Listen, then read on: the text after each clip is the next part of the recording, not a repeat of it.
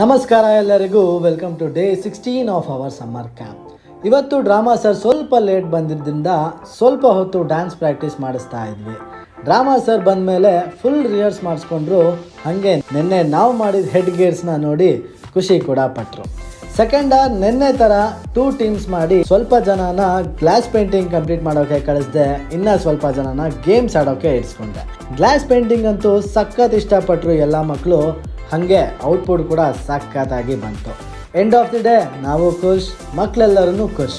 ಹಾಗೆ lunch break ಮುಗಿಸಿ games ಆಡಿದ ಮಕ್ಕಳನ್ನ ಗ್ಲಾಸ್ ಪೇಂಟಿಂಗ್ ಮಾಡೋಕ್ಕೆ ಕಳಿಸಿ, ಪೇಂಟಿಂಗ್ ಮುಗಿಸಿರೋ ಮಕ್ಕಳನ್ನ ಗೇಮ್ಸ್ ಆಡೋಕ್ಕೆ ಇಡ್ಸ್ಕೊಂಡೆ.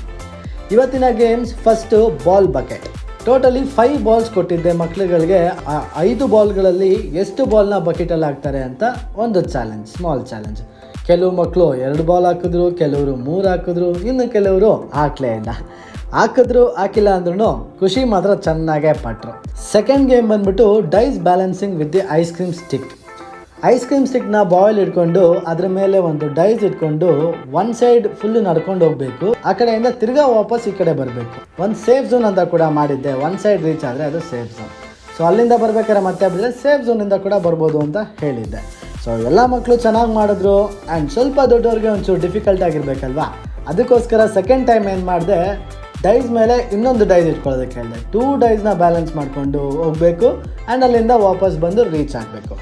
ಎಲ್ಲ ಮಕ್ಕಳು ಚೆನ್ನಾಗಿ ಗೇಮ್ ಆಡಿದ್ರು. ಅಷ್ಟರಲ್ಲಿ ಇವತ್ತಿನ ಡೇ ಕೂಡ ಕಂಪ್ಲೀಟ್ ಆಗಿತ್ತು. ಇವತ್ತು ನಾವು ಮಾಡಿದ್ದೆಲ್ಲ ಇಷ್ಟೇ. ಮತ್ತೆ ನಾಳೆ ಸಿಗ್ತೀನಿ. Signing off Naveen from AJ the school of dance, music and art.